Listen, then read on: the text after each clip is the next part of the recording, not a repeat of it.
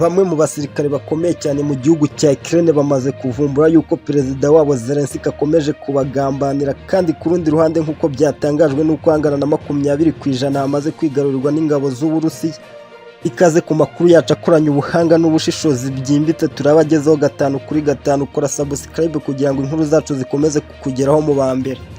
Uyu ni umunsi w'ijana mu gihugu cya Ukraine hatangirije ibitero bikomeye cyane n'igihugu cy'Uburusiya.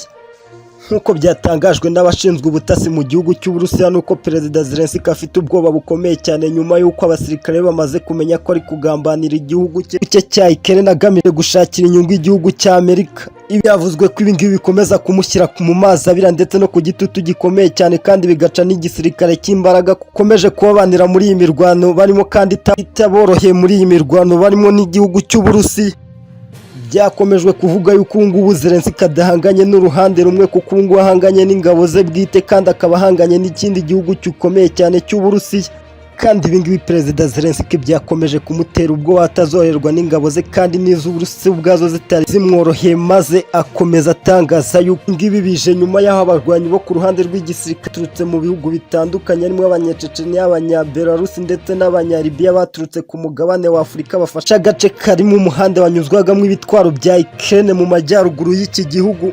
Kandi Putin yakomeje avuga ko ibingibi biri muze kumworohereza gutsindira urugamba ku buryo bworoshye, ibingibi bitamugoye nk'uko yabitekerezaga. Maze rundi ruhande perezida Ukraine Zelensky yatangaje ko hangana na 20% intambara z'Uburusiya zamaze kuhigarurira, bityo bigatuma intambara ikomeza koroha ku ruhande rw'Uburusiya, aho yagize ati hangana n'ubuso burimo ibihugu by'Ububirigi, Luxembourg n'Ubuholande, aho hose hangana gutya igihugu cy'Uburusiya cyamaze kuhigarurira. Maze mu ijambo ryagejeje ku nteko ishinga amategeko y'igihugu cya Luxembourg kuri uyu wa kane, perezida Zelensky yavuze ko nibura kilometero isaga 125 bimaze kujya mu biganza by'Uburusiya. Yagize ati tugomba kwirwanaho nk'ingabo zacu z'igihugu cya Ukraine, ku buryo tugomba guhashya ingabo z'Uburusiya uko byakagenda uko ariko kose, kugira ngo dusigasire ubusugire bw'iki gihugu. Harimo agace ka Crimea kafashwe 2014, kakaba gafite ubuso bungana na 7% by'igihugu cya Ukraine, kandi angana na miliyoni 12 bavanywe mu byabo maze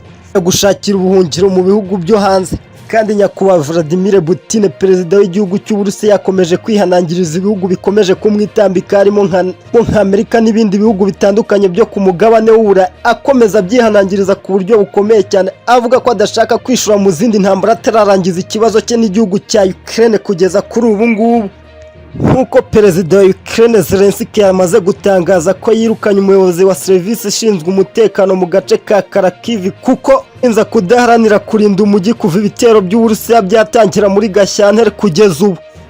Yagize ati naje gutahira umuyobozi wa serivisi mu karere ka Kharkiv kuko atigeze yita ku bitero no ku ntambara yeruye ku gihugu cya Ukraine ubwo yatangiraga Gashyantare, ahubwo akita ku bikorwa bye bwite muri rusange. Kandi ibingibi Zelensky yabitangaje nyuma y'uko asuye kano muri iki cyumweru. Kandi perezida Vladimir Putin nk'uko yakomeje kubitangaza, nubwo avuga ko amaze gufata ibice bitandukanye by'igihugu cya Ukraine, ko atazigera acika intege atageze mu murwa mukuru Kiev akashinga ibirindiro bikomeye cyane n'ingabo ze.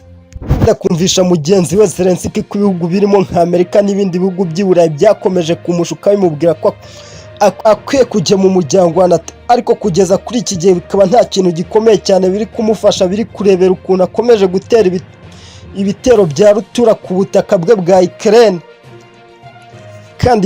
Kandi Zelensky yumvikanye mu yagiraga ati nubwo igisirikare cyanjye gikomeye kivuga yuko n'abandi kukigambanira, oya sinagambanira igihugu cyanjye, ntabwo nabikora, kuko nkunda igihugu cyanjye kandi nkunda n'abene gihugu. Nzarwanira igihugu cyanjye cya Ukraine k'intambara irangiye. Ibyo ngibyo byavuzwe bikanagaragazwa n'abatasi b'Uburusiya kugira ngo bace intege igisirikare cyanjye, ariko mbari inyuma kandi nzakomeza kuba inyuma, mbandinde n'ubusugire bw'igihugu cyanjye cya Ukraine, ndwanira abaturage bacyo ari abariho ubu n'abazavuka. Aya magambo perezida Zelensky yatangaje nyuma y'uko yari amaze kumva biri kuvugwa ko yagambaniye igihugu cye.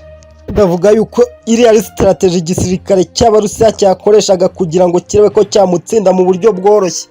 Yahise ahamagarira abasirikare be bakomeye gukaza umutekano, kandi ko atazigera na rimwe abatererana mu iyi ntambara irimo cyangwa ngo amanike amaboko. Ariko mugenzi we Vladimir Putin nawe aravuga ko atazigera na rimwe acogora gukomeza gutera ibitwaro bikomeye cyane ku iki gihugu cya Ukraine mu gihe batarabasha kwicara ngo bumvikane ku buryo kubyo yasabye iki gihugu mu gihe atari yatangiza intambara ku butaka bwa Ukraine.